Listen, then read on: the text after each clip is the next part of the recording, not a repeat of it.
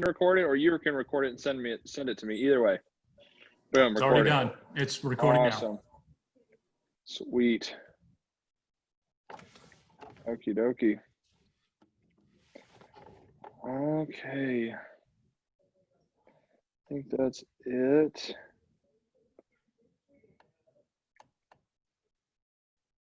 All right. So who all do we have on here? I'm seeing, sorry, I'm late to the party. We've got Seth. What's up, man? Nice to see you again. John, great to see you. Thanks so much for being here. Excited to talk. You shaved the beard. I was just about to say that. Where's the beard? He's muted. You don't look near as mean. I know. Oh, sorry about that. Yeah, I did. It got a little bit too much gray in it, man. I had Just people for men. older me. Just for men. That's what I should have done. That's awesome. All right. Well, hey guys, thanks so much for being here. Sorry for the SDBO members. Sorry for the super late change of plans and going digital. We are still definitely trying to meet with faculty, and we've had a couple dates. It's just been rescheduled due to faculty changing schedules on us. So hopefully we'll have that nailed down here soon, and then can get a very hard, clear delineation for exactly how we're going to proceed forward. So this one was supposed to be in person, but just due to some very last minute reservations from, powers that be, we just decided to try and make sure we're keeping all the political groups happy. So thanks for everyone being here, especially John. Really excited to hear what you have to say. And I'm happy to let this grow organically. I'd love to hear you kind of talk a little bit how you got into the industry, your favorite parts of it. And then especially if it comes to it, man, I'd love to just ask you, we've kind of talked a little bit about where I am in this journey, but I'm excited to get just your advice and insight on practices, and how to have those discussions. Absolutely, man. I'm excited. I appreciate you guys having me. Always. So, well, first, before we get much farther, I just want to say thank you to our sponsors. I don't know if Kevin did it or Joan, but thank you guys seriously for everything you've done for us. Roberts Insurance has been a big one that's really supported us from the get-go. Bank of America, Car Realty with Seth. I know I saw him on there. DDS Match. Do we have Matt Conrad on here? Maybe not. I haven't had a chance to run through them all, but without you guys, huh? Is Sagister on? Sagister? Well, no, I don't think he's on.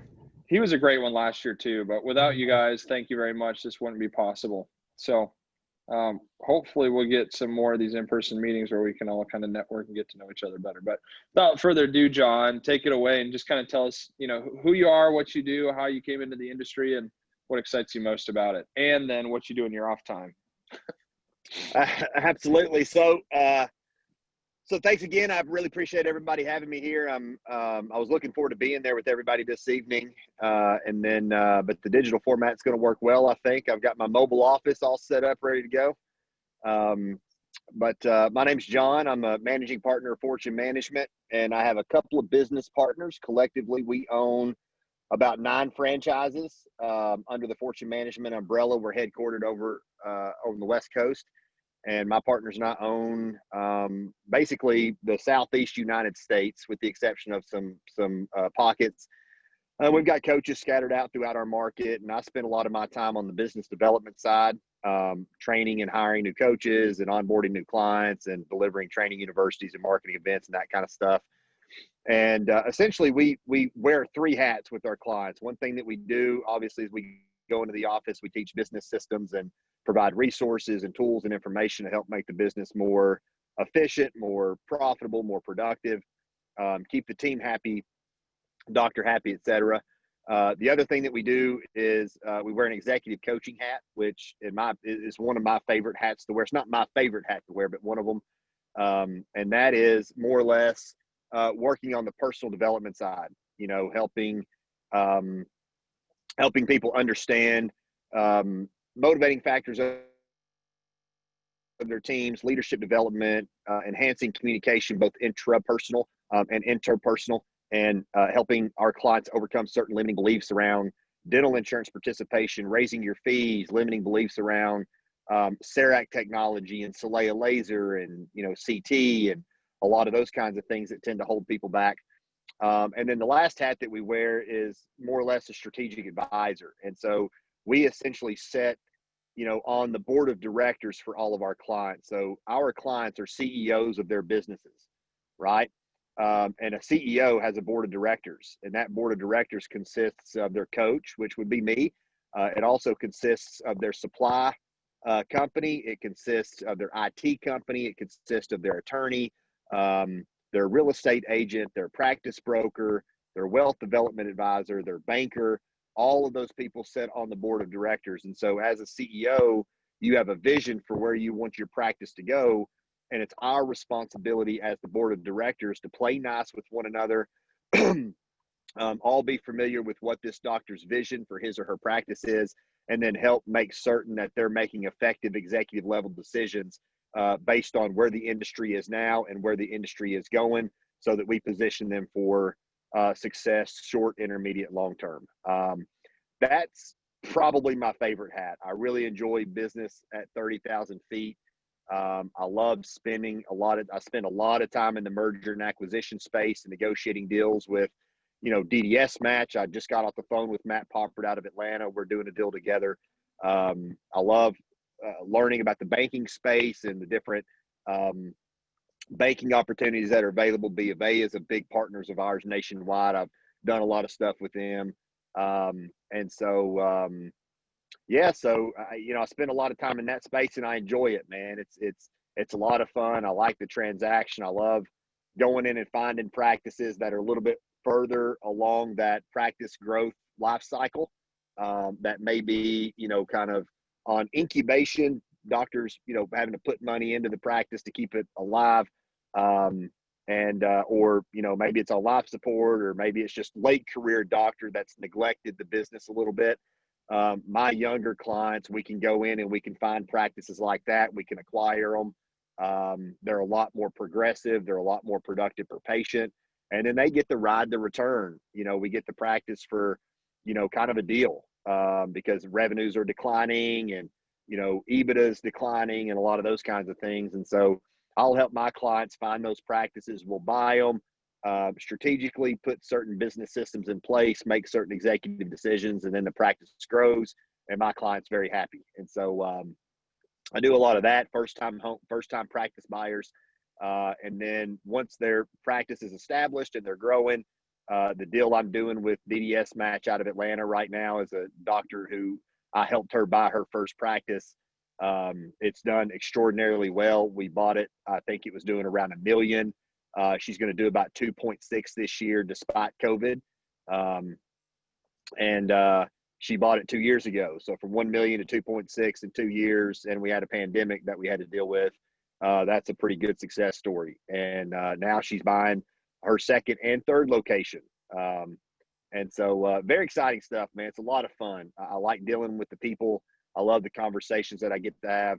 I just came out of a full day consult with a client here in Elizabethtown, and now I'm on my way over to Knoxville, Tennessee. I've got another full day in office consult with that team tomorrow. So we cover a pretty broad space, man. And I think it's the people that we partner with and the resources that we're able to tap into and also provide support to our clients is essential to our success. So we're grateful to partner with people like Patterson and Car Realty and DDS Match and Bank of America. They're very good resources for us to turn our clients onto. That's awesome. Couple questions for you. First one would be just because I understand coaching, I understand the high level, but couple ways to delve into that. When should we start looking at a coach, either coming out of school or as a dentist? And then two, what are the biggest things to look for in a coach, if that makes sense? So you talk about how you have the high level, but you've got all those coaches in between, right? The ones that just focus on marketing, the ones that really like to focus on systems. Is it better to try and, use a specific coach for each of those and then graduate to a higher level, high performance coach, or start, what are your thoughts? That's a great question, man. I don't know that I've ever been asked that question. I think every coach has his or her sweet spot where they're better in this area than they are in that area. I would say, honestly, man, I would say I think the best time to bring on a coach is now. Whether you're in dental school or whether you're just graduating dental school or you're 5 years into practice. I have multiple coaches, and many of you guys do too. You've got a wealth development coach, most likely, that helps make sure that you're, funding your future. And so I've got a spiritual coach, life coach, business coach, bodybuilding coach.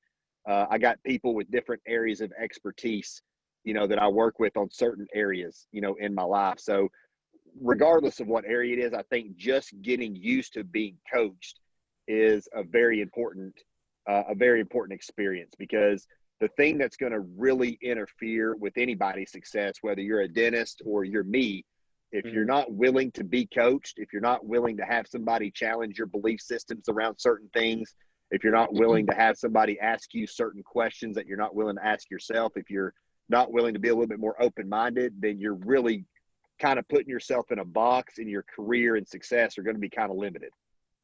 So I think just the sooner you start being coached by somebody, I think the better. And it might just be a mentor. It might not be somebody that you pay. Maybe you go find a successful practicing dentist and say, hey, I would love to take you to lunch. Can I take you to lunch and pick your brain? Right. That's absorbing information, and it's broadening your horizons and having you think outside, what you think the box is. Mm-hmm. So what do you think are the most valuable, I'm trying to think how to word it, like what makes a coach so valuable? I can answer it myself with what I think of just, they, like you said, they ask the questions that, one, you're not asking yourself and they're a good objective view, but also the accountability. I'm just having someone who's there to push you. Yeah. What do you think are the most valuable assets a coach brings to the table as part of the team? I think the best coach you can possibly have is the coach that's not afraid to lose you as a client. The best coach you can possibly have. Yeah. The best coach you can possibly have is a coach that's willing to fire you just as quick as you're willing to fire them. Just because you pay me should not, like, it's a tricky spot. And I think this is a character trait that your really, really high level quality coaches have. You pay me. And so it's in my interest to retain you as a client, right? If I get attached to that security of you paying me, I might not be willing to challenge you on certain things that you need to be challenged on. And if I care more about the money that you pay me than I do about your success, that's a problem. And so I need to be willing, regardless of you paying me, that's the business transaction. Take that and set it aside. Okay. Now it's me and you, and we're talking about what's important to you, where you're trying to go, where you are now, and where you're trying to go, and what your strategy is right now. And we've got to be able to look at that strategy logically and rationally and say, hey, this isn't working. Right. And if you're just ultra committed to that, then I have to be willing to say, look, man, unless you're willing to consider merger and acquisition, and unless you're willing to consider this, unless you're willing to, think outside the box, I think I'm just wasting your money. And so we do that all the time, man. I mean, I can't count the number of clients that I've had to fire just because they just weren't. I was providing the resources and the tools and the information, but they weren't putting it into practice. And I could continue to take their money for the next 5 years, and that would be great. But man, if my job is to provide you good information, valuable information, then the best piece of advice that I can give you, if you're paying me every month to give you information that you're not using, is to fire me and take the money that you're paying me and put it in your IRA. Because you're going to get a better return there than you're getting with me, because you're not applying what I'm giving you. So you've got to have somebody that's willing to do that. You've got to have somebody that cares more about you and where you're going than they do about just the money. And from what I've discovered, man, I haven't always had that mindset, right? Like early in my career, I was starving to death. I was sleeping in my truck. I couldn't afford a hotel room, right? Right. So I needed your money. I couldn't eat unless you paid me. And then as I grew into my role and I matured as a coach and matured and just got matured as a man, different things became more important to me.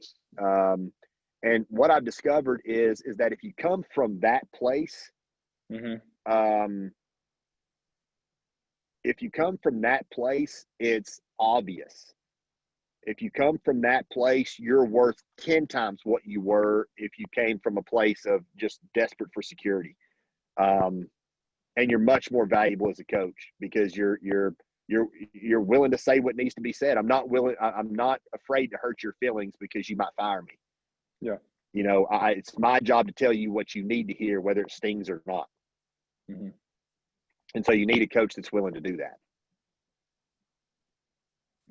How often do coaches meet with clients? You know, everyone's got a busy schedule. Or is it a quarterly checkup? I know it changes, but what have you seen be the most helpful? It's all over the place, man. I've got some clients that everyone's different. You know, I've got some clients that I'm on the phone with about every other week for an hour. Yeah. Some I'm on the phone with, you know, every other week for 30 minutes. Some I'm on the phone with once a month. Some I'm on the phone with just about every day. I'm texting with every day or on the phone with 3 or 4 times a week. You know, so it really just depends on what's going on with them. If I've got a 55-year-old doctor who's his practice is integrated and he's grow, you know, things working really good, I might not talk to him as often, right? But if I've got a client who's fixing to buy two practices that are collectively equal about 3.2 million, you know, and we got a lot of moving parts, I'm on the phone with you a lot, right, in a short period of time. So we really just adjust the frequency, you know, of our communication depending on what the current, you know, status of the organization or entity is. I gotcha. Not to switch too much off topic, but you know, my situation, we've talked several times to different practices I'm looking at. A question I've got currently is that team, when you're talking about building that board of directors, it's not so much as who right now as to how and when to contact each person. You know, what does that look like having that team? You know, it's not a virtual sit down altogether, is it? Is it I'm taking bits and pieces of information and trying to talk to each? Is there ever a time that I get everyone in a room and we make a decision together? You know, how does that look? Well, I think the very first thing that you need to do is get really, really crystal clear on what your goal is. Yeah. Right? A lot of people get started and their goal, their ambition is very vague, right? Yeah. And ambiguity is the enemy of results. The more ambiguous you are about what you're trying to achieve, the less likely it is. I think Yogi Berra said, you better be careful if you don't know where you're going, you might wind up there. Yeah. Right? So, you know, the more ambiguous you are, the less likely it is that you get there. So I think the first thing you need to do is get really clear on where it is. Like, I want to practice here. I want to practice there. I want to be in this general area.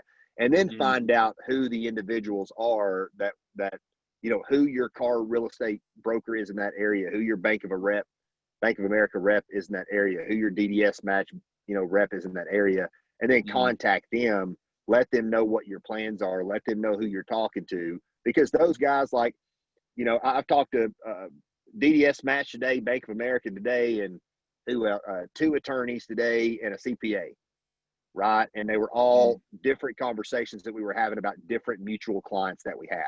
And so it's really just us kind of, we know where you're going, what your goals are, and we're just trying to make sure we line the pieces of the puzzle up to help you get there as soon as possible and that we don't conflict with one another. So do you think that's normal? Do you think that, like, my coach is going to call my CPA or my CPA is going to call my broker? Or is that my responsibility to make sure that they're talking, you know? Does that make sense what I'm saying? Like, I would love if everyone was communicating. Yeah, I think they're going to communicate with one another. I certainly do. Some of them, not all of them, but I've got some clients with typically what happens is if I've got a client and there's things that I need to have edited on their, like, profit loss statement, for example, like I need them to take doctors' income and separate it from staff income and take bonus out, separate their taxes and separate their 401k contributions. I need that stuff separated. Then I'll probably collaborate with the CPA. The CPA might look at his P&L and say, wow, your collections are growing. What's happening there? Oh, I'm working with this guy. And then that CPA will want to talk to me, right? So chances are we're going to be in communication anyway. But I think if it's appropriate, and I'm like, hey, I need to get my coach and my CPA together to have a conversation, then yeah, I don't think there's any. I would highly encourage getting those people on the same page. I got you. Sweet. Hey, John, I got a question for you. Sure. Thanks again for speaking with us, man. Absolutely. So I remember you saying, like, when you're looking for these practices, they have, kind of run to the end of their life, or the dentist is actually paying money to keep it floating because he doesn't know what to do. So say you buy that practice. Do you take kind of a template approach to each practice of like, okay, this is the first thing we do, this is the second thing we do, this is the third thing we do? Or is it real situational? I mean, and if it is a template, can you kind of walk us through like, okay, these are the first like 3 or 4 things we're going to hit in the practice every single time? Yeah, great question. The answer is it's 100% customized because no two practices are the same. No two doctors want the same thing. So that's where we start. Now, the business of dentistry from one practice to another is very similar. So the mechanisms that make a practice grow are very similar from one practice to the next. But depending on what the doctor wants and depending on what state that practice is in, that's really going to determine how we structure the game plan moving forward. And I'll give you a hypothetical. Let's say I'll give you an example.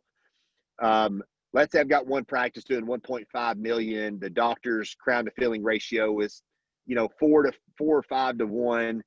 His recare effectiveness is 65, 70%, very good retention in recare, very good treatment acceptance, fee schedule's healthy, insurance reimbursement, or it's fee for service or insurance reimbursements are very healthy. They're block scheduling, very efficient scheduling, very productive practice. The strategy for that practice is very different than the practice down the road that's also doing 1.5, but the doctor is 75. Very poor retention and recare, fee schedules out of date, insurance reimbursements are out of date. They're not scheduling the goal. Like and his crown to filling ratios, 1 to 1, right? One practice is very dependent upon new patients because most of the patients in his patient base are healthy. He's done a lot of the restorative that needs to be done. So either he can add a procedure or he can look at adding cosmetics. He can get into sleep apnea, or he can get new patients. He's kind of limited. There's not a lot of growth potential there. The other practice, if I take a young GPR resident or a young progressive dentist who's going to be much more productive per patient, his crown to filling ratio is more like 3, 4, 5 to 1. I put him in the same practice. That practice is going to grow 50 or 60% before I ever push any of the buttons that make the practice grow, just because he's more productive per patient. Mm-hmm. Can you expound on what you're talking about with crown to filling ratio and what that exactly means? Absolutely. So you got, I don't know if anybody else looks at this, but I can't even remember where I learned it, but you got 1 surface, 2, 3, 4 surface fillings, right? So if most doctors would say, because if you look at, at what point in the life of that tooth, at what point of decay do you crown the tooth? And most doctors would say, oh, well, if 50% or more of the tooth is compromised, then that's a crown. If it's, a quarter or less, then that's a, 1 surface filling. If it's around, a third to a half, then that's going to be 2 surfaces. And so there's a progression there. And so if I'm doing a lot of 3 and 4 surface fillings, then my crown to filling ratio is going to be a lot lower. But a more progressive doctor, more conservative doctor would say, hey, enough of this tooth is compromised. Odds are it's going to be a crown anyway. They'll crown the tooth, right? And so they're not doing as many 3 and 4 surface fillings. They're doing crowns.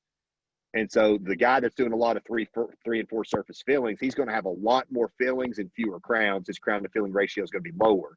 The doctor that's only doing 1 and 2 surface fillings, maybe a few 3 surface fillings, but then crowns, he's going to have a lot more crowns. His crown to filling ratio is going to be higher. And that's a great measurement to tell me how progressive this doctor is compared to this one, right? So you use age as an example, and this is a really interesting, I'm fascinated by this. You take a young dentist that graduates dental school, goes into practice for himself. He's got $500,000 student loan. He's got, let's say, a $500,000 house payment. He just got married. He's got an $80,000 car payment, $1 million practice loan, all in the same year. Right? Right? Okay. He's very motivated to make money. So it's not that he's wrong or right. It's that he's very motivated to produce, and that's what he's going in to do. He wants to be fast. He wants to produce. You take him at 65, same guy, 65 years old. He wants to work 2 days a week. Yeah. House is paid off. Kids are out of school. Education's paid for. His kids' education's paid for. His house is paid for. His car's paid for. And he wants to play golf, go fishing, go hunting, and go on vacation. So he's not as motivated to produce. So he's most likely going to watch a lot more. You follow what I'm saying? And so it's not a right or a wrong or a good or a bad. It's a different dynamic. And so if I take the young guy and I put him in the same practice, that practice is going to grow before I do anything to it. So it's where are the immediate growth opportunities? Is it recare? Is it enrollment, treatment acceptance? Is it how efficiently we manage the schedule? Is it adding procedures? And then based on what the opportunities are, what approach that doctor wants to take and what's going to make the biggest impact in the shortest period of time, that's how I'm going to game plan my approach to this practice. What I don't want to do is put all my cards on the table at one time, right? Because that's going to be chaos. What do you mean? Like we got 50 things to change and we're going to try and do them all at once? Yes, don't ever do that, right? Because if you change 10 things at one time, you really don't know what made the difference, right? But if you start with let's update the fee schedule, and then let's renegotiate insurance reimbursements, and then let's focus on engineering a productive schedule, then let's focus on building our recare program, then let's focus on treatment acceptance and enrollment, then let's add implants in sleep and ortho, then let's start spending money on marketing. How long do you think you have to have in one of those, just for example, what you're talking about, let's say treatment planning, how long do you have to implement a new system before you think you can start on the second or third? Does that make sense? Because I'm thinking of if I buy practice with a bunch out of whack, how fast can I change it? Is that 5 years down the road that I've got a clean operating machine? Yeah, depends on the system, and it depends on the team, right? All of this stuff that we're talking about right now is 100% dependent upon the people that you got in the practice. Okay, you got the wrong people, this stuff is going to take you a lot longer. You got the right people, very efficient, very fast. But it would depend. So, for example, hygiene reactivation, immediate growth. If I reactivate a hygiene patient worth $150, the doctor is going to produce $2 to every $1 in hygiene. So that's $300 in restorative dentistry coming off that $150 of hygiene. That's $450 for one patient, right? For every patient I add to the recare program, that's $450 of production. We're talking people that have just showed up for their hygiene checkups and then never came back. Right. We're talking about. That's exactly what we're talking about. So that's immediate. The moment you turn that on, you immediately start seeing growth. Something that might take a little bit longer is implants, right? So if he adds implants, doctor adds implants, he's not as confident on day one as he's going to be on year 5. Okay, so he may be vetting some cases and planting some seeds like 6 months in advance, right? But then when he places when he starts placing implants, he goes through the training. He's going to cherry pick cases. He's going to go with maxillary or mandibular posterior, implants probably. Okay. And he's going to go places where he's got more bone. They're more cut and dry, easy implant cases. And then he's going to work his way to more complex cases. Okay. So you add implants, that's not going to make an immediate impact. That's going to be that impact is going to grow over a period of time. So it really depends on the system. Scheduling a goal, immediate impact. Hygiene reactivation, immediate. Treatment reactivation, immediate. So with scheduling though, like when you're saying scheduling, we're talking about bad habits, open schedules, not having an efficient block schedule. That sounds like a front desk problem. That sounds like an office management problem, right? Like that sounds like a system that gets implemented. And if it's not, no? Not always. I had this conversation with a team earlier today, and I'll tie in a previous comment with this. The number one most important number in a dental practice is staff salaries. Bar none. Like keeping that average, overpaid? Well, the percentage of total collections that gross wages represent, right? Around 25, if gross wages, 20 to 25 is the range that you want to be in, depending on if you provide benefits or not. Okay. If staff salaries are at 35%, right?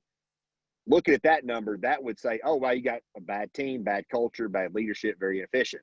But not necessarily, because the team doesn't control what the doctor does with the fees. Maybe the fees are in the 40th percentile, and you're getting reimbursed $650 on a crown when everybody else in your zip code is getting reimbursed $1,250. But you're afraid to raise your fees. That's not the staff's fault. That's not a staff problem. That's a doctor belief system problem. I got you. The other one is insurance reimbursements. Like if you're in network with Medicaid and you haven't done the math to figure out that it's actually costing you money for every Medicaid patient that sits in your chair, more money to have that patient sit in your chair than it's actually costing you to have that chair empty and just paying the hygienist for the hour, right? This is not true in every scenario, but I've had a client that this is true for. We're dropping Medicaid. But you're not willing to drop that insurance plan. That's not a staff problem because they don't control who you're in network with. Yeah. You know, the doctor may be afraid to drop that insurance plan because he's afraid of attrition and losing patients. And There's then more the third thing low-hanging is the fruit. schedule. Yeah. And then the third thing would be the schedule. So the staff controls how they engineer the schedule, right? But the doctor controls what goes in the bucket. If he's only doing crown and bridge and he's only wants to work from 9 to 3 with a 2-hour lunch, there's only so much crown and bridge in a patient base. If he's not willing to add procedures like implants and ortho, if he's not willing to add procedures or reevaluate his clinical philosophy, then, you know, it's going to be difficult to put more treatment in the bucket for the staff to engineer the schedule. So yes and no, it's not always the team. Sometimes it's just limiting beliefs that we have about, you know, the dentistry that we provide, the care that we provide to patients, what patients want, what they don't want, and my business model. There's a lot of variables there. A great question. John, could you speak a little bit about some of the hiccups that you find with new dentists when they first buy, like as far as team leadership, some of the things you really kind of have to prod out of them? Oh man, the number one most inefficient thing that I see is communication. That's the biggest flaw that I see. People don't say what needs to be said. They say everything but what needs to be said and hope the other person gets the message. Or they tell everybody but who they need to tell, and they hope the person gets the message. Or they don't say anything at all, and then they hope that somehow the person gets the message. So we are plagued, not just as an industry and just as a business, but as a country, because our number one biggest strength as a nation, as a business, is diversity. The more diverse, the more dynamic the group of people are, the more likely it is that they're going to create dynamic solutions. But we've got to be able to communicate effectively about those differences, right? You see this everywhere. You look at the polarization that we see in the political space right now. Republicans don't talk to Democrats, and, you know, you got all that crap, right? We've got to, rather than being threatened by people that have differences of opinion, we need to embrace that diversity and learn and grow from that, because that dynamic relationship makes both of us better, and it makes it more likely that we create better solutions. And so communication is without a doubt the biggest challenge that I see. We don't communicate effectively to ourselves, one. And then in turn, then we don't communicate effectively to other people. And the result is the stuff that needs to get done doesn't get done. The people that need to be held accountable aren't held accountable. And the results that we need to show up don't show up. And we don't know why. And it all stems from ineffective communication. That's the biggest problem that I see. To tag off of that one, I'm looking mostly at acquisitions. What do you see be the biggest hurdles a young doctor makes coming into a new practice with an existing team? And what have you seen them do well? Or any acquisition, you know, like, does the new team adhere well to new leadership? Is there always one person that's got to go? I wouldn't necessarily say there's one person that's always got to go. I like to give the team the benefit of doubt. Yeah. Right? Like, I don't know what leadership was in there to begin with. I don't know how that group of people has been trained. It's easy for the the owner doctor that's selling the practice to say, well, I got a couple of bad eggs. Well, maybe you don't have bad eggs. Maybe you just weren't that effective at leadership. I don't want to immediately assume it's their fault, right? Mm-hmm. So I believe people do the best they can with the resources they have available to them. So if I give them the resources they need, the coaching, the training, the accountability, the support, the leadership, and then I don't get out of them what I need to get out of them, then maybe I'll agree. Yeah, well, we probably got the wrong person in there. So I think the biggest mistake that I see a lot of young doctors make, I think, is fear. They run into that, and rightfully so. I'm not saying they're wrong for experiencing the fear, but I believe that the spirit God gave us does not make us timid, but gives us power, love, and self-discipline. Okay, and so we didn't come into this world even knowing what fear and anxiety was. We came into this world courageous and disciplined and faithful. And it's like the water, it's not the water around the ship that sinks the ship, it's the water that gets in. Over the course of our life, we let some of that water in, and then that's where fear and anxiety comes from. So a doctor buys a practice where they weren't clinically neglecting perio treatment, but they were neglecting the administrative side of that equation. They weren't coding it effectively, coding it appropriately. They were walking it out as prophy codes and that kind of stuff. And the young doctor comes in or the new doctor comes in, and they don't tackle that immediately, because they're afraid that if they do, they're going to create attrition and then lose some of the goodwill that they just paid for. I understand that, and I sympathize with that. I agree that you need to be cautious. We want to be very effective in our communication and how that's done, but I disagree that we need to wait 6 months or a year or 18 months before we start to tackle that opportunity for a couple of very important reasons. A, there is tremendous legal liability there. B, when a patient needs periodontal treatment and we have a conversation with them, they say, oh, well, I can't afford that, I don't want it. The clinician on some level feels obligated to treat the patient, right? I still want to get this, I want to give them something, right? Totally agree with that. And so what happens is they treat the perio and then they code it with preventative codes to keep the patient's monetary consequence to a minimum. The challenge that I have with that is the perio isn't the problem. Just like decay is not the problem. Just like tooth decay and gum disease and oral cancer, those aren't problems. Those are symptoms. They're symptoms of a bigger problem. The problem is the patient doesn't prioritize oral health. And if we remove the consequence of it costing more to neglect my health, if we take that consequence away, what's the incentive to take good care of my teeth? I just took away the incentive. So that's, I think not just dentistry, but just businesses in general, I think we focus too much on the symptom and we treat the symptom too much. And as a dental patient, what I really want is long-term transformation. I want my belief system around this thing to evolve. And I think most dentists, most team members, they want that too. They want long-term transformation. They want to make a real tangible impact in the life of that person, not just clean calculus and tartar off their teeth. Well, you don't make that kind of an impact just by cleaning their teeth. And you certainly don't make that kind of an impact by not coding things appropriately because you're trying to make it more comfortable for the patient. You have that kind of impact by being a coach and having the difficult conversation with them that they don't want to have about, hey, if we want to fix this problem and you want, your oral health care to be affordable and to be convenient so you don't have to take extra time off work and extra out-of-pocket expense, we've got to get to the problem. And the problem is you've got to start prioritizing your oral health. We've got to get to that level with that person if we're going to have real long-term transformation and if we're going to add real tangible value in that relationship. Gotcha. John, I got another question.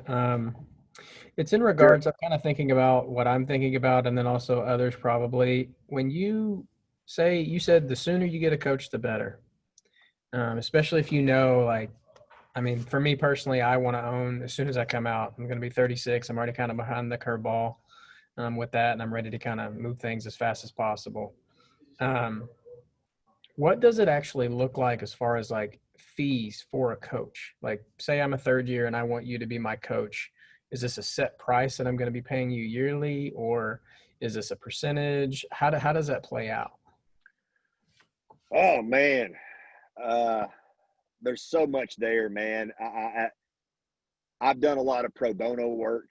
Um, I've bartered for textbooks. You know, I've delivered my services in exchange for dental school textbooks. You know, so that was a while ago in my career. But I valued the education. I wanted to learn. Doctor used a word I didn't know.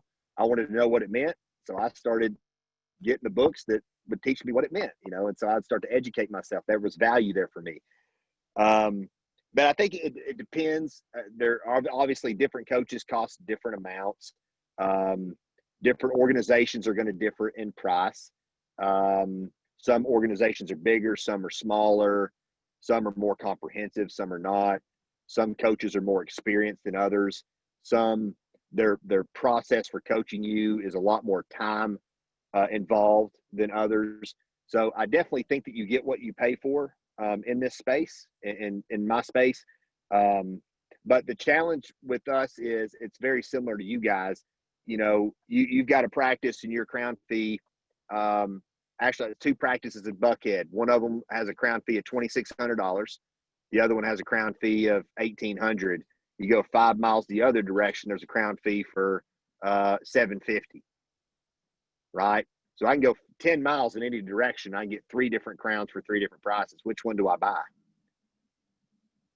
Okay, I can get the cheaper one, but the problem is, or the more expensive one, the problem is that the customer, the patient, doesn't know the difference between the $750 crown and the $2,600 crown.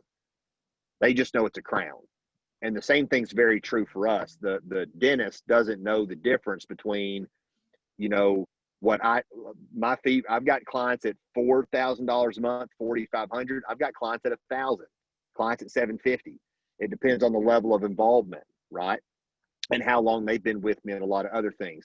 So, and some have multiple locations, some are single locations, some haven't even bought their first practice yet. Okay.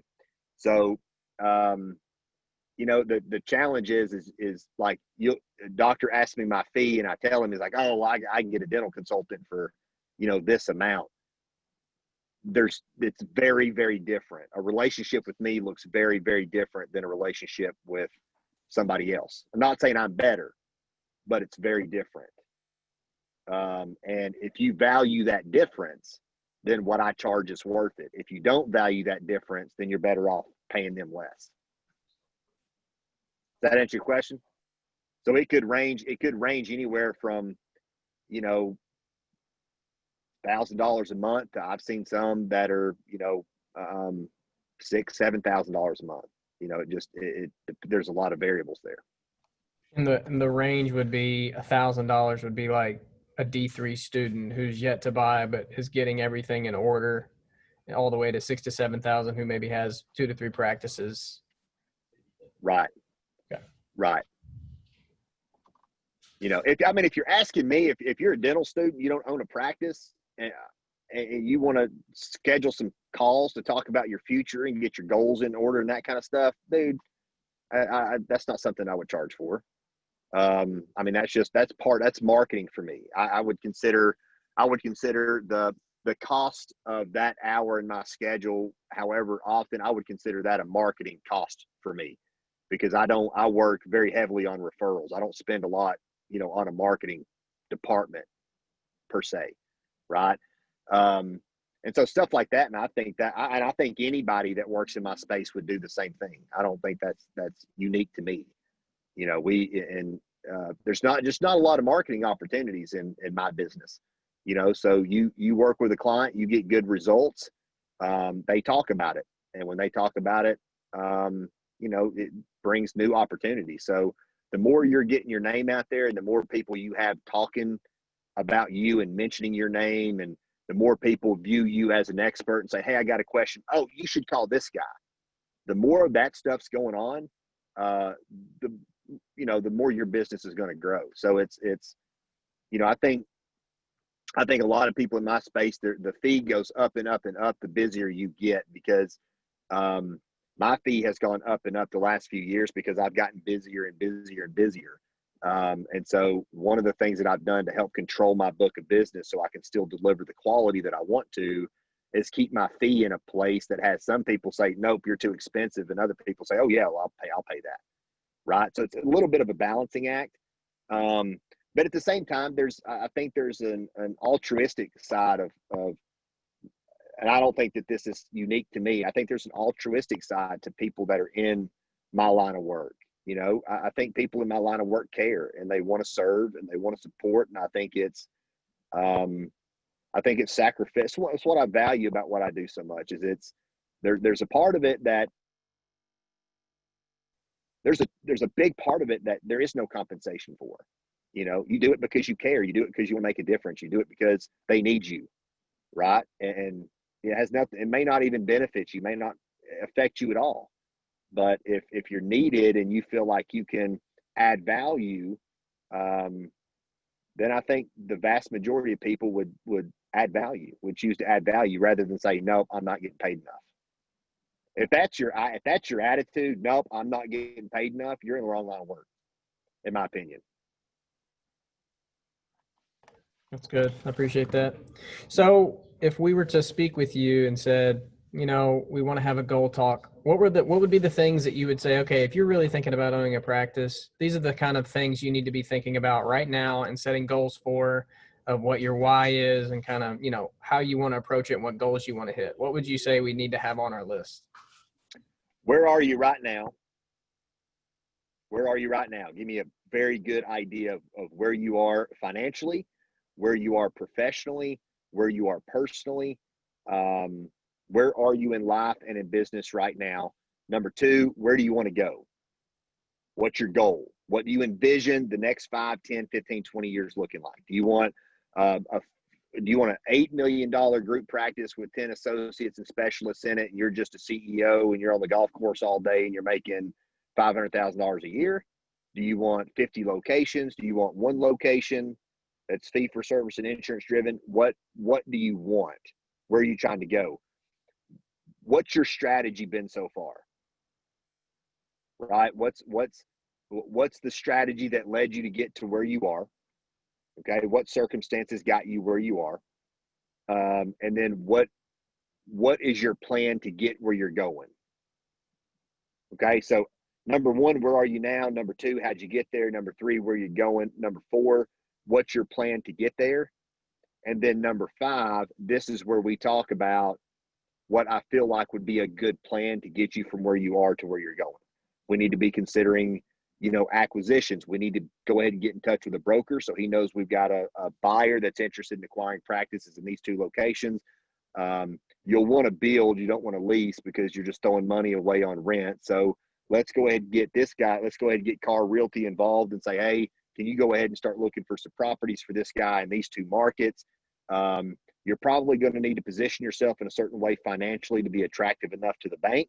So let's go ahead and talk to the bank and find out, hey, we're going to have 8% down. We'll do 100% financing, but they're going to want to see 8% in the bank, right, in order to finance you for that acquisition. So what size practice are you wanting to buy? $1 million.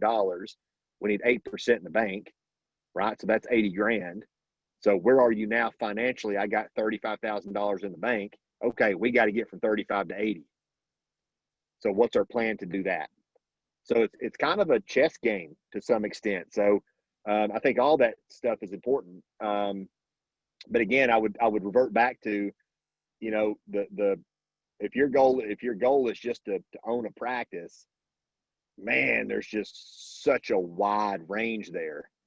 You could own a practice doing $1 million and you're only taking home 65,000. Or you can own a practice that's doing 800,000 and be taking home 400.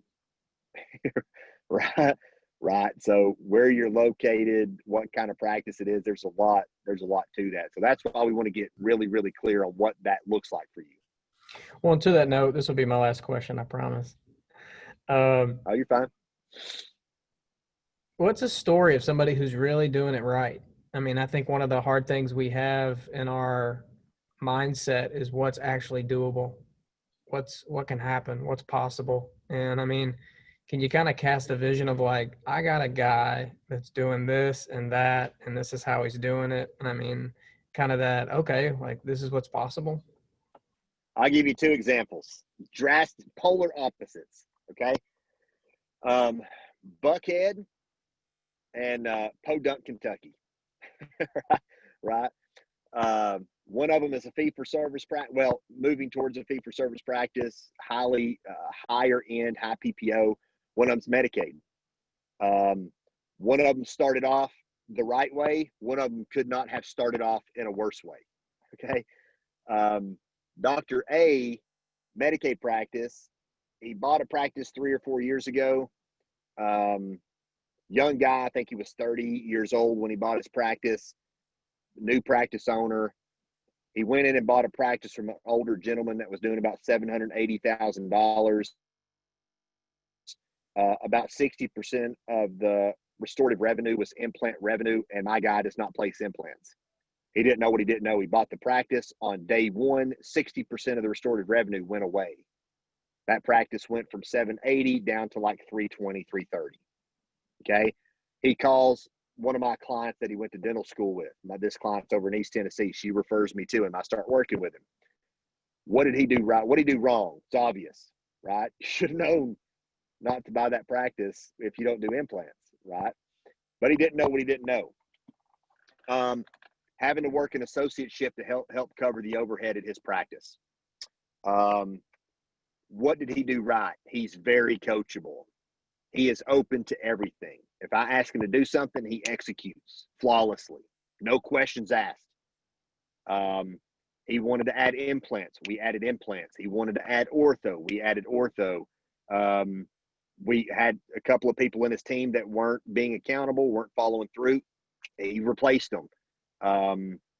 He is open to dropping Medicaid. We're in the process of reverse engineering, reverse blocking Medicaid now and controlling the impact that has on the practice. We just made the decision on Wednesday to cut Medicaid out completely. We had a merger and acquisition opportunity. We went after several. One of them didn't work out. The second one didn't work out. The third one did work out. I started working with him, 2 years ago. He was doing $27,000 a month. He's going to do $1 million this year despite COVID at the end of 2 years. That's a significant success story in my opinion. And he's got a long, bright future ahead of him because he's so open. John, when you say $1 million, you mean $1 million production or take home or collection revenue? Okay. Production's fairy dust, man. That number doesn't exist. We use it just for planning purposes, but revenue collections is the number that makes the difference. Another client, Buckhead, was referred to me by CPA. I helped her buy her first practice. Another very coachable person. We vetted a few, found one we wanted to tackle. She bought it for $750. It was doing about $980. She bought it around $820, $840, somewhere in there. She was much more progressive. He was very laid back, higher crown to filling ratio, lower crown to filling ratio.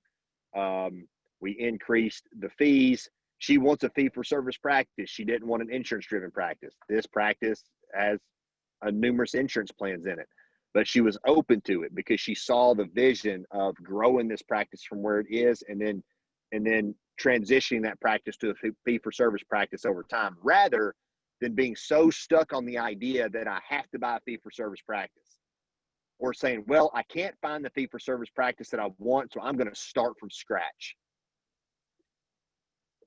Cannot discourage that enough. Especially where she's at. It takes a very unique set of circumstances in the market that we're in right now that to make starting up makes sense. In my opinion, there's so many acquisition opportunities out there. And so with where she's at, I certainly wouldn't advise that.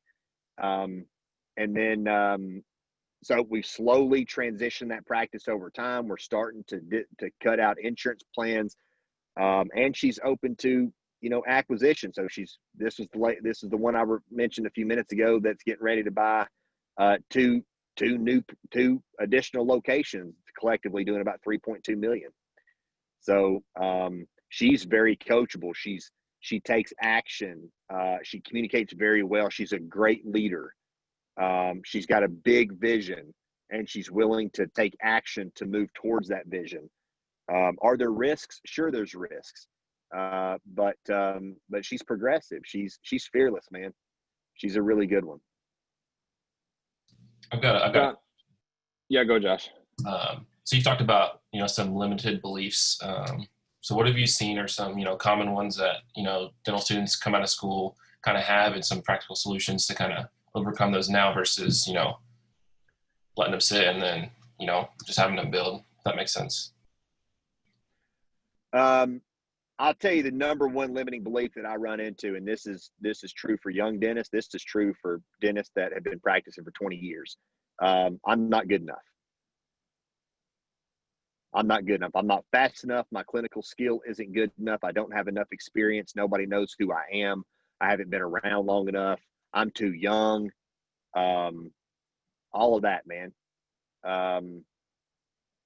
I think I'm not good enough is a belief system that a lot of people struggle with, and I struggled with it myself when I first came into this business, and the business that I'm in, and so it sucks, man, because it's everybody's life experience is a little bit different. Some people have had life experiences that have taught them that they are really good at what they do, and the reality is that they're not.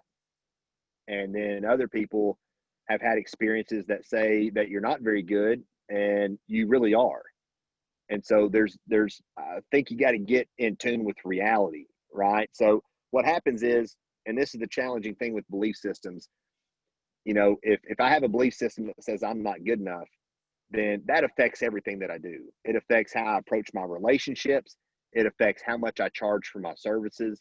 It affects how I interact with my clients or my colleagues. It will affect the quality of work that you deliver, because your brain doesn't want you to be wrong, right? It's looking for information to support your belief system. That's what your reticular activating system does. And so you'll self-sabotage, right, based on limiting belief systems. So I'm actually having this same conversation, having this coaching conversation with two young dentists right now that are struggling with the same thing. And they're a little bit slower. They don't think that they can treatment plan more comprehensively. They don't think that they can challenge the conversation with the patient a little bit. They're scared of getting no's. They're scared of being judged. They're afraid to put their work out there because they fear that it's going to be criticized or judged by their peers or colleagues. You know, so yeah, I think that's probably the most common, and it manifests itself in different ways, right? It's the same belief system that 10 different people have, but it manifests itself in different types of behavior. This doctor won't raise his fees. This doctor doesn't want to market his practice. This doctor has become a very passive leader and won't hold his team accountable. This doctor just doesn't communicate very effectively. This doctor doesn't want to embrace technology and buy CERAC because he doesn't think he can make it work, right? So how it manifests itself in terms of behavior is very different from person to person, but the belief system's the same. Does that make sense? Does that answer your question? Yeah, it does. So what have you found, some, you know, practical solutions, or, you know, getting a coach early? Like what have you found that's, you know, helped overcome that, or, you know, pointing people in the right direction? Yeah, so I'll give you the recipe, man. This is the same thing my coach did with me several years ago when I was struggling with the same thing. And not to say that it doesn't pop up from time to time. That's how psychology works. But basically what happens is pain is a bigger motivating factor than pleasure, right? So for every one painful experience that we have, right, for every one time we charge $1,000 for our crown, and a patient says, oh, well, that's way too expensive. I can't afford that. For every one time that happens, I need 7 experiences where a patient says, oh, well, that's no big deal. Here you go. Oh, that's all you charge? I need 7 of those just to balance out this one, right? And so, so what happens is once we have a couple of those painful experiences, the roots take place and that belief system starts to form. And so, we've got to identify the belief system. What is the belief system? Well, it's that I'm not good enough. Okay. Is that true? I don't know. Okay. Well, have you ever had an experience where you were good enough? Oh, sure. So for me, for example, I'll tell you guys exactly what this looked like. My belief system was, I'm not good enough. And that was my excuse for why my book of business wasn't growing faster, why I wasn't speaking on a bigger platform, why I didn't have more clients. That was my excuse for all that stuff, was that enough people don't know who I am. I don't have the name recognition, right? And that's how it was manifesting itself from my belief that said, I'm just not good enough. So what my coach had me do is he said, okay, have you ever had any experiences where you were good enough? And I said, well, sure, I think so. And he said, well, what are they? And I said, well, when I was in high school, I set, several weightlifting records, and here I am, I'm in my 20s now, and, or actually I might even been 30 at that point. I'm in my late 20s, early 30s now, and they still haven't been broken. So I'm the best there ever was, if you look at it like that. Are there any other examples? Yeah, when I was in the 6th grade, I wrote an essay and I won out of the whole school. I won the essay thing. So you've got I know those are kind of simple and ridiculous kind of examples, but what happens is once your brain starts to create a belief system, your reticular activating system turns on, and then it starts to unconsciously look for experiences and references in your environment to reinforce that belief system, right? Because your brain doesn't want to be wrong. Well, the truth is there's all kinds of references out there that say, that's not true, this is true.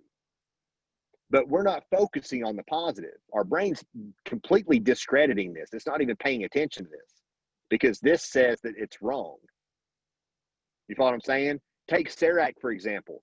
You'll have a doctor that tried CERAC a few times, made a couple of crowns. The crowns didn't fit. Oh, that CERAC, it's only good for making temporaries, right? And now it's sitting in the corner. He's got a $150,000 coffee table, okay? Are there doctors out there that have been extraordinarily successful with CERAC? Yeah, that's why Dentsply Sirona continues to get more market share, right? It's a phenomenal piece of technology. It's not the piano, it's the pianist, right? And so he just hadn't mastered the process yet, and he gave up too soon. So now what's he doing? He's going around telling young dentists, don't waste your money on that technology, right? Just because he couldn't make it work. And he chose not to. You see the difference? And now he's giving other people information from his limited mindset. But I think now CERAC has got enough market share at this point where it's pretty much just common sense. It's not really an option anymore. It's not something that you should do. It's something that you're going to have to do if you want to be competitive.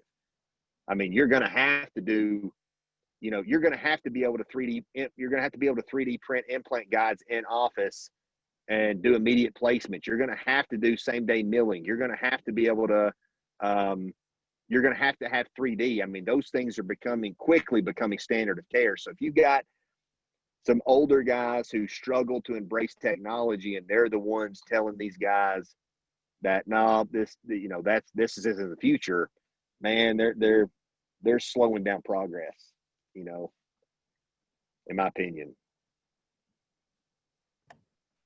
John, I got a question for you. The whole goal of SDBO really is to allow people to kind of see that practice ownership can be a really great thing.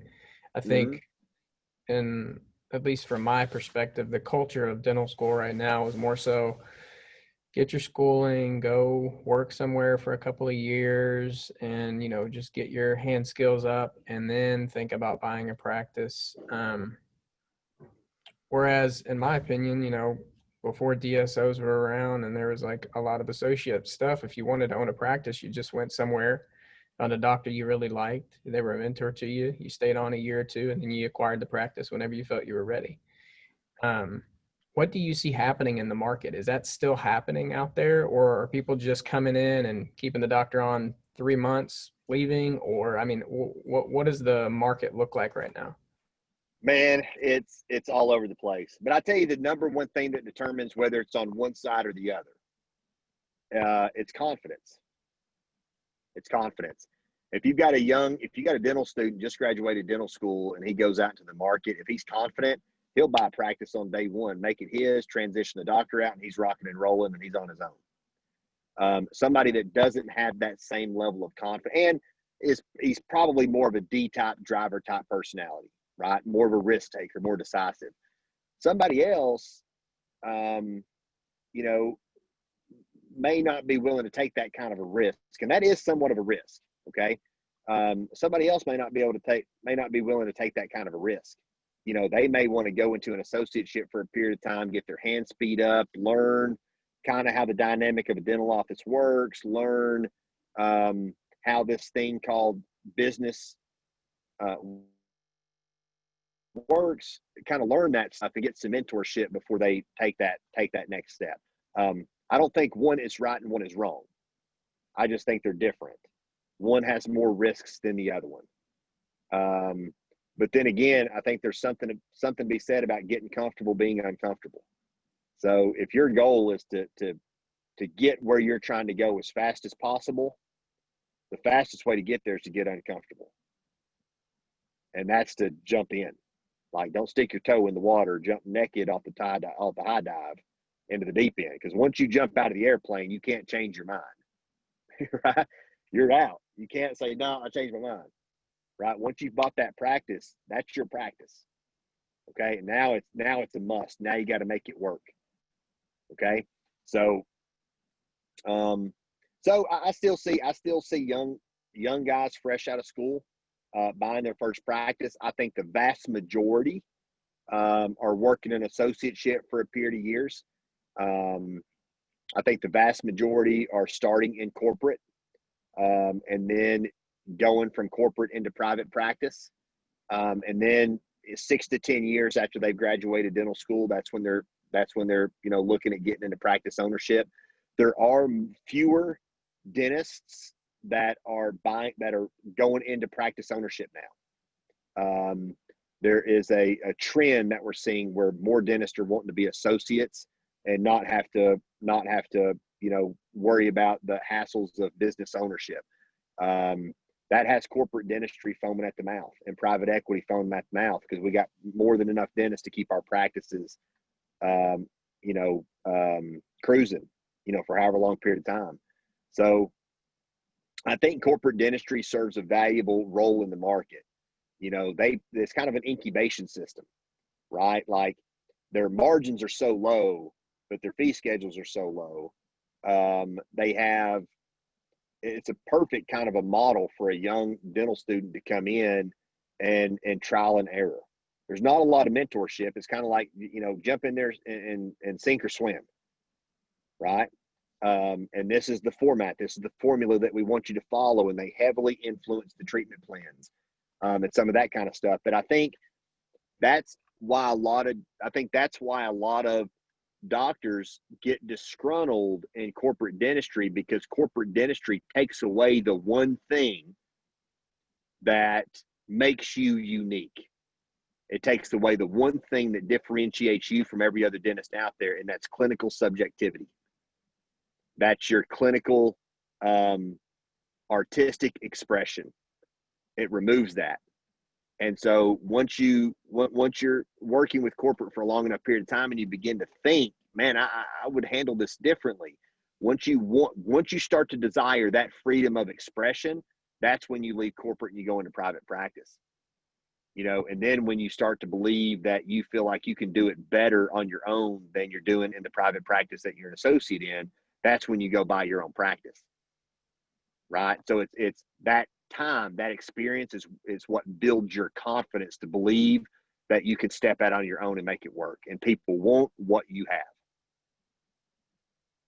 Because they're not buying dentistry, they're buying you. They're buying your judgment, your character, your moral code, the way that you communicate, the way that you lead. That's what they're buying. Thanks, John. Yeah. And John, this has been awesome. So I know we're running a little late here on time. I'm sure you got places to be as well. I wanted to thank you again just for meeting with us and to get your commitment to do it again. We love hearing from you. Love your advice. Yeah, hey, dude, I'm all in, man. I'm all So, in. You need me, text me, call me, schedule awesome. me. Thanks so much for the call. Is there any other parting comments or questions? If, I would just tell you guys to be excited, man. You know, there's a lot of opportunity in the market. There's going to continue to be a lot of opportunity in the market. You know, regardless of what how you want to facilitate your future, you've picked a very good profession to go into. I don't care what anybody says. I don't care if people say corporate's taking over. It's simply not true, man. It is if you believe it is. So you're the next generation. So who determines if corporate's taking over, if private practice is going to thrive? You guys, because you're the future. So how are you going to how's a 55-year-old going to tell you the industry's headed in the wrong direction? Yeah. He doesn't know the direction because you guys create it. It's based on you guys. Well, and I think you hit a really good point of it's our board of directors, right? It's us being able to have that team on board. In school, even now, you know, we really don't have that. I don't really feel like we're set up with that team from day one, and it's not enforced, you know? So I think groups like this, conversations like this really help students, especially me, you know, just open my eyes to, you know, it's not a DIY world out there. Stay in your lane, become really, really good at it, whatever that is, and then surround yourself with good friends and professionals in other areas so that you're all successful together. So, yeah. And I would tell you that when you're building your team, when you're building your board of directors, focus on what those people believe. Yeah. The best marriages, you guys that are married know this. The best marriages, the best relationships, the best partnerships exist where there is commonality in values, beliefs, and rules. We value the same things. We believe the same things. We have the same rules, the same boundaries, right? So when you're looking for a CPA or a coach or a financial advisor, those are the kinds of questions that I want to know. Tell me what you believe. Tell me what you value. Tell me what your core values are, what you're about. I want to know who you are. I understand you're a CPA. There's a lot of CPAs out there, right? But you're a different CPA. Tell me why you're different. That's what I want to know. And if that's what I want, that's what I'm buying. That's the team that I'm building. Big $1 million question for you on the way out, and I think this is a perfect segue into it. What are those biggest things we should be looking for? What are the biggest things we should be looking for in a coach? And obviously, you said the why, right? That we both have to have the same mission or same, I guess, core values, right? What are some good questions we can ask a coach? You know, I know you're kind of more site specific, right? You focus down here on the Southeast. You know, some of us aren't from the Southeast. Some of us are going back to Texas, California. Right. You know, what can we ask a coach to try and use that litmus test? Is this someone going to be a good fit for me? I think that's the question I would ask. The biggest thing I would focus on is character. Okay. And I think the very first question I would ask is, what do you believe about what you do? What do you believe about what you do? What do you believe about this industry, about this profession? Because if I know what you believe, that's going to tell me what your behavior is going to be. Right? If you believe that there's a tremendous amount of opportunity in this industry and opportunities everywhere, if that's what you believe, then that's how you're going to interact with me. That's how you're going to coach me. That's the direction that you're going to push me. You're not going to be focused on all the problems all the time, right? You're going to be focused on where the opportunities are and how can we capitalize on those. So I think that's the first question that I would ask. I would want to know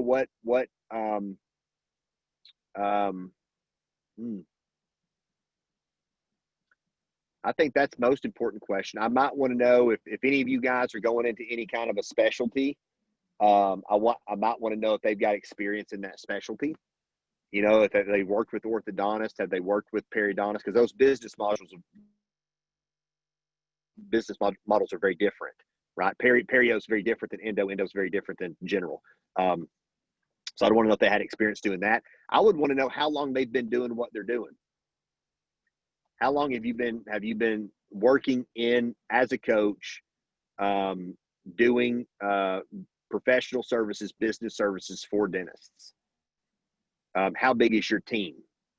How deep does this thing go? Do you just do in-office coaching, or do you have like other options that I could potentially tap into? Like, for example, like we have our Platinum Circle that a lot of our clients are members of. We've got Fortune 50 that's focused on big, 50 location DSOs, big, $10, $12 million group practices, big visions. We've got our startup and buyer rep program. So what all does a relationship with you entail? Right. So I think I'd focus on beliefs. I'd focus on experience, How deep does this thing go? Yeah. And yeah. So, and then services, on a surface level. Awesome. Thanks again, John. It's been great. Kevin, you got any final words? No, as always, John's amazing. A great resource for you guys all throughout, by the way, whether you're in school or not. He's the go-to guy for sure. Friend, I'll get this video to you so you can send it out to your team. Even these folks have been on the call and may want to watch it again or send it to Yeah, for sure. I'll get it sent out to you tomorrow.